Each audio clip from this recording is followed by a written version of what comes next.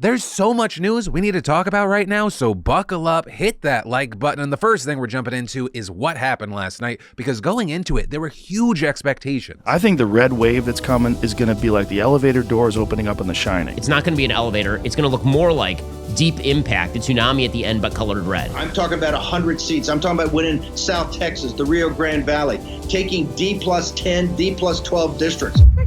That is not correct.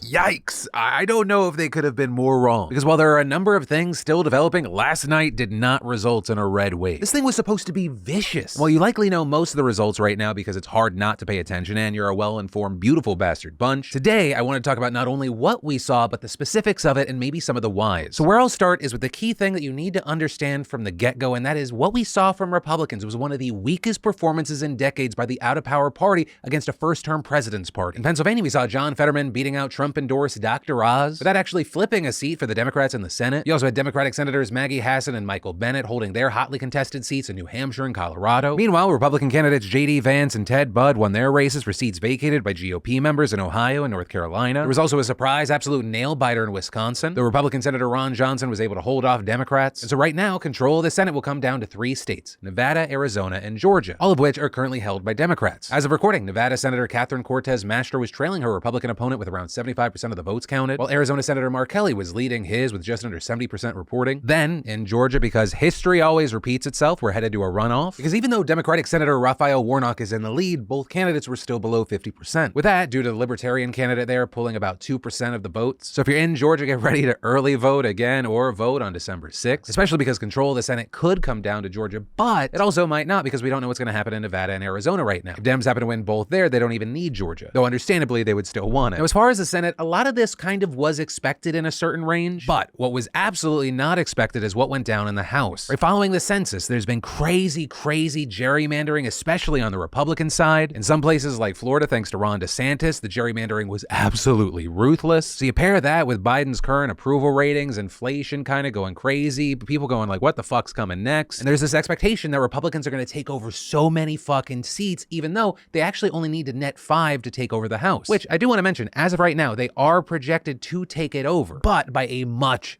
smaller margin than initially projected, which I don't want to get too far ahead of myself, could also change like what they do in the House. With some believing that if it's a very small majority, they may be more moderate, whereas if there were way more Republicans, they might be kind of more Trumpian. And I don't mean as individuals, I mean like as a collective group. But as far as what we saw, yes, Republicans actually did flip a handful of key House seats, with us seeing this in states like Virginia and very notably Florida and New York. But Democrats, for their part, also flipped a handful of seats and in essential battleground states like Ohio and Michigan. And that was in addition to a ton of Democrats holding on to incredibly contested seats that they had very good chances of losing. And even beyond that, you had some Democrats having strong showings in some races they weren't even slotted to be close in, with easily one of the most notable being Colorado's 3rd district, which is currently held by insane Trumper Lauren Boebert. This race wasn't at all slated to be close, but with 90% of the votes counted as of recording, she's actually losing to the Democratic candidate. But her night started out like this and ended like this, just praying to be able to pull this thing out. And she's by no means alone there. There are a ton of House races that are on a razor's edge right now. It could go either way, and we're waiting for the votes to fully get counted. Also, beyond the national races, there were a ton of really important statewide contests in this year's midterms. But I mean, there was a whopping 36 gubernatorial races taking place. And like the House, Republicans were expected to have solid ground here to take some of those spots. But according to 538, as of this morning, only 2 governorships have flipped, and both by Democrats. And a key significant thing here is that Republicans, but especially Trump-backed Republicans, didn't gain more traction. Right, while results in some key races are still trickling in, Democrats have officially beat prominent Trump-backed candidates in multiple battlegrounds where the election was challenged, including Michigan, Wisconsin, and Pennsylvania. With the election-denying Trumper in that last race, Doug Mastriano, getting especially whooped. That wasn't a beatdown, that was an ass-whooping, Doug. But on the other side, because there wasn't just one story here, we also saw plenty of Republican governors clocking very solid wins, including Kemp in Georgia, Abbott in Texas, and DeSantis in Florida. And a very key thing here, I don't know if anyone won yesterday more than DeSantis. Well, it was already kind of leaning that way. Florida is no longer a toss-up state. It is a solid GOP state, with DeSantis calling this a win for the ages and saying, we have redrawn the political map, which I would say actually very true, and not just in the way he gerrymandered Florida. On a statewide level, he has moved the needle, which is also part of the reason you have so many more people today saying,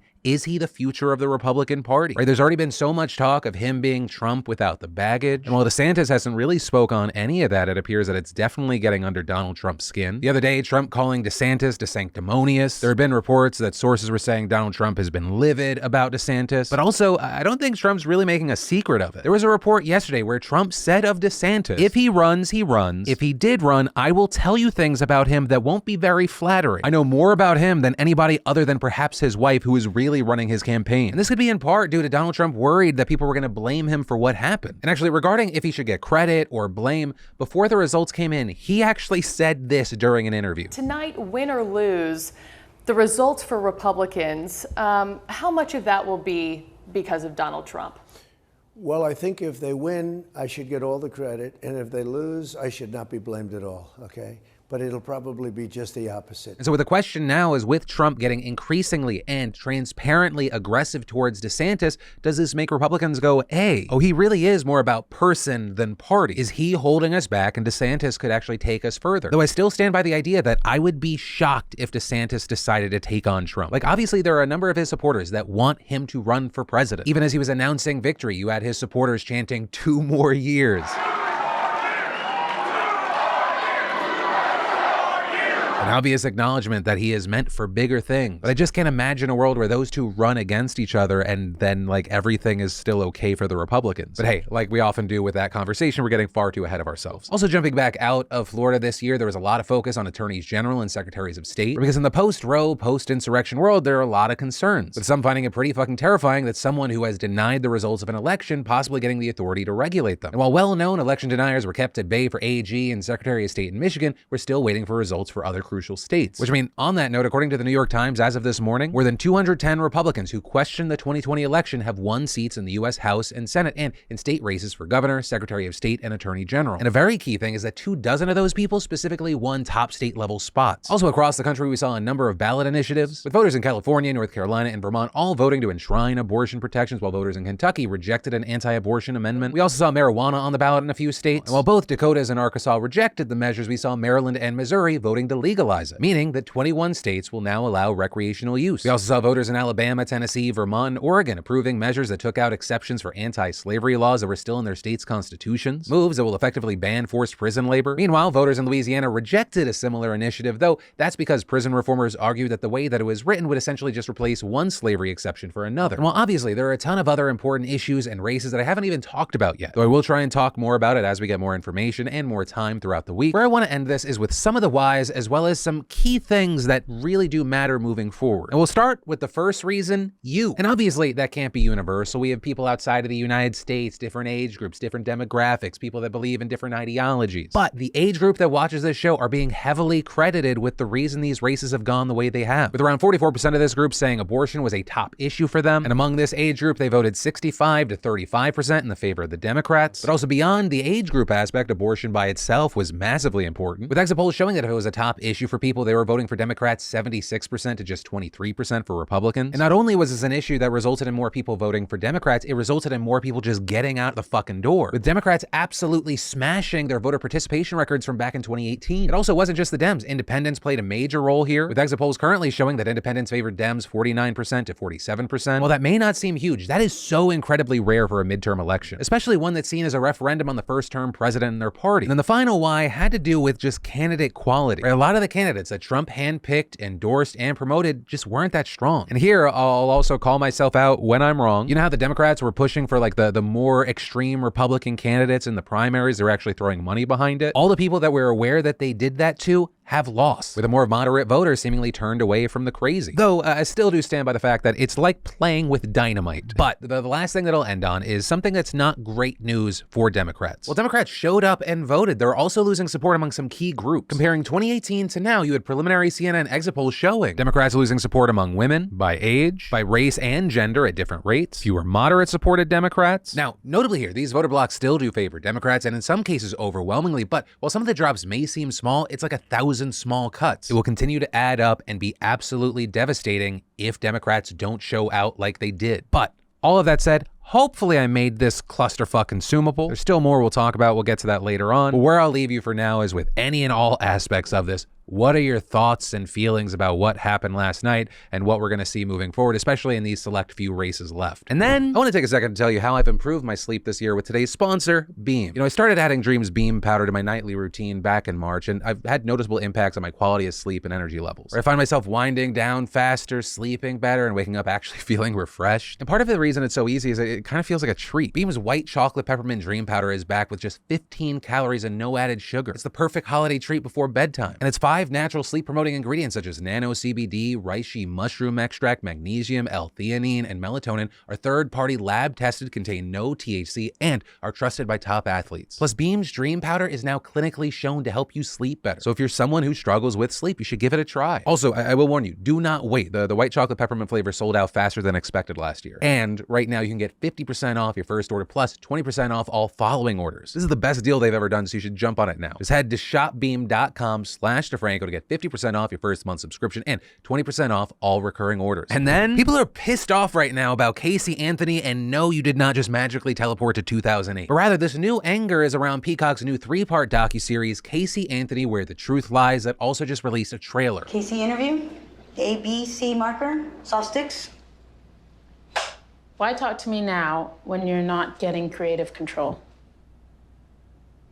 Also, a key thing here to refresh you on exactly who Casey Anthony is. Her story begins back in 2008 when she revealed to her mother that her 2-year-old daughter, Kaylee, had been missing for a month. The police that investigate suspicions quickly turn toward Casey as she repeatedly lies to the cops, with a lot of the evidence making her look super guilty. At this time, you had people saying she was strikingly calm and seemingly even happy during this period. And that's in addition to people saying, why did she wait so long to say anything about Kaylee's disappearance? We also see a nationwide campaign to search for this child kicking off, but eventually her remains are found in a wooded area close to the Anthony home with duct tape on her face. Casey then goes on trial for capital murder. She claims that her daughter accidentally drowned in the pool, and it becomes this absolute spectacle, like on the scale of the O.J. Simpson case. But in 2011, thanks largely to a remarkably talented legal defense, the jury acquits her and she goes free, shocking everyone. And so now, 11 years later, Casey's given her first on-camera interview since the trial, and Peacock's releasing it on November 29th, with the director Alexandra Dean saying since the acquittal, public opinion of Casey Anthony has largely been shaped by the media convinced of her guilt, and adding that the series will show what she called a startling psychological portrait of Casey and a complete narrative of what she says happened to her daughter weighed against multiple sources of potential evidence, and saying, I believe the result will surprise many and cause the American public to look at this story in a new light. With Dean also claiming that Casey had no editorial control, but if you look at the comments on this, people are up in arms. People saying things like, are we just going to give her another chance to tell us about how she's really the victim in all this? And no one wants to hear Casey continue to lie about what happened to Kaylee, as well as hope this isn't going to be the new trend. We shouldn't allow monsters to profit off their murders and networks to make money off of victims' gruesome killings. And so now you have thousands of people vowing to boycott the streaming service unless it pulls the plug on the series. But as far as if that'll actually happen, we'll have to wait to see. Oftentimes what we actually end up seeing with these controversies is that it backfires. It generates a conversation around the topic, there's a bigger spotlight on it, and it drives more eyes to the thing in question. And I'd love to know in those comments down below if you think that's going to be the case here, or really any thoughts you have on this story. And then the Nikita Dragun situation got way worse. So we talked about her yesterday. She reportedly was walking around her hotel naked, blaring loud music, and when approached by security and police, she allegedly threw a water bottle at them and slammed the door in their faces, leading to her arrest and charge of felony battery. And while obviously that is a key part of this story, there's now a new angle to this because a video has now surfaced of a Zoom meeting allegedly between Nikita, who is trans, and a judge. And Your Honor, may I ask one question?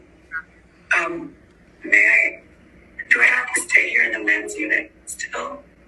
Yeah, I don't make the rules up there, but I did offer accommodation for you. You can get a separate area. Right, so Nikita seems to be asking the judge, do I actually have to stay in the men's unit, with the judge apparently saying that she doesn't make the rules, but going on to discuss the possibility of another accommodation. We've also begun to see things like photos of what appears to be Nikita's arrest report, labeling her as a male, with NBC reporter Kat Tenbarge also posting a photo of Nikita's affidavit this morning with it reading, the above listed individual appears as a female, but would like to be recognized as a male, with Kat then citing the video and saying that the clip in this affidavit, at least on the surface, appear to directly contradict one another in how Nikita wants to be identified, which is why you had people who were even like, yeah, if she did what it says that she did, she should be held accountable, saying there's absolutely no excuse that she should be treated like this, saying the system is transphobic and it's unnecessarily putting her in extra danger. But also at the same time, you had people pushing back at that, with some trying to use Nikita's own tweets to try to justify her placement in the men's unit, or things like the day before her arrest, she tweeted, bottom line, I see a man put hands on a woman, please call the cops, because need you forget, I know I look like a doll on the outside, but I still hit like a dude. Though also, it appears that a number of people on this side that were sharing stories around this have been misgendering her on purpose, saying things like, I think he'll be fine. But But yeah, this is still developing. We'll have to wait to see. But in the meantime, I'd love to know any and all of your thoughts. And then Mark Zuckerberg is killing his company because of his love of the metaverse, with Meta announcing today that it was laying off 13% of its workforce, which is around 11,000 people. While this news definitely sucks for those people, even if Facebook's offering a ton of services and benefits for a few months to try to make the transition easier, it's also in no way surprising. Right, in late October, there was an earnings call where the company made it clear that it's been a rough year and they expected a shitty Q4, with that scaring investors, leading to Meta stock crashing about 20%. And as far as Zuckerberg's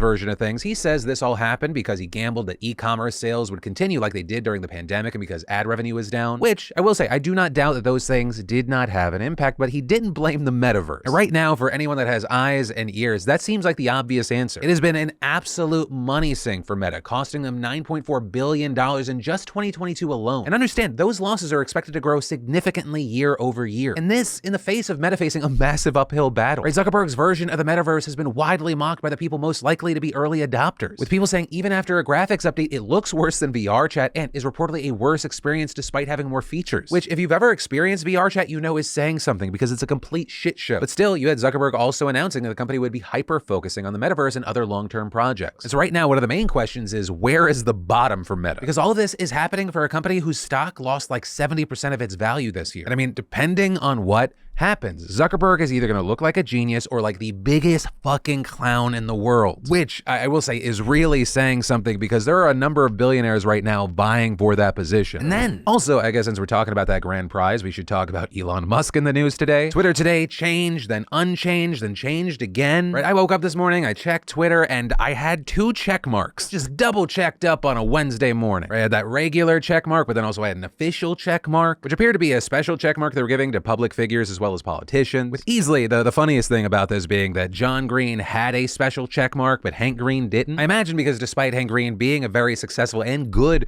author, he didn't write a book about kids with cancer that made us all cry. Side note, if you haven't already read An Absolutely Remarkable Thing and A Beautifully Foolish Endeavor, I highly recommend it. Fantastic books despite Hank being a non-checkmark normie. But yeah, main thing, on Twitter this morning, there was a lot of what the fuck is this? A lot of mockery. Like, it just looks stupid. It made it so incredibly obvious this checkmark thing is just a bullshit way for him to try and drum up some money. It was unnecessarily taking up space. It all just looked ugly. And then in like an hour, it all disappeared, with Elon Musk replying to MKBHD and confirming that he just killed it, which is so ridiculous. It's amazing that it's really happening. Elon is legitimately running Twitter like he's a 2002 forum mod who's still figuring out settings. And this very much appears to be what we should come to expect. With Elon going on to tweet, Twitter will do lots of dumb things in coming months. We will keep what works and change what doesn't. But yeah, for now, we'll have to wait to see what happens with Elon Musk's hands on the wheel of this clown car. And then the situation in Australia is absolutely evil. Right, so last month, a group of hackers infiltrated the Australian private health insurance company Medibank, with them threatening to release sensitive health information, including from notable people like politicians, actors, and activists unless they paid a ransom, to which the company reportedly called their bluff, not believing they actually had sensitive data, and holy shit were they wrong. Because the hackers began dumping health records for 10 million Australians onto the dark web. We're talking about 40% of the entire country, even going pure fucking evil and organizing the data in what they deemed naughty and nice lists, with a naughty list including people suffering from stuff like drug addiction, eating disorders, and HIV, as well as releasing other information like customers' names, birth dates, addresses, and passport numbers, all of which can be used to extort innocent people. And unfortunately, this is probably just the beginning. It's believed the hackers will continue posting records, and they claim that they'll leak keys for decrypting credit cards next, though Medibank denies that they have access to that. Right now, this is still a developing situation, right? We're already learning which lawmakers were caught up in the hack, with one of the biggest being Prime Minister Anthony Albanese. And as far as who is responsible for this, we don't know for sure, but the dark web domain where they leaked everything used to be run by the Russian rebel ransomware gang. And while of course everyone's outraged at these hackers, many are also pointing their finger at Medibank for being too slow to respond. Plus, despite being an insurance company, it doesn't have cyber insurance, so it's expected to lose tens of millions of dollars, and that's before the lawsuits that are already being prepared against them. And notably, all of this comes just weeks after Australia confirmed legislation that would increase the maximum penalties for serious or repeated privacy breaches. So now you have the country's federal police investigating, but I mean, once again, this is likely going to get worse over the following weeks. Absolute insanity. But that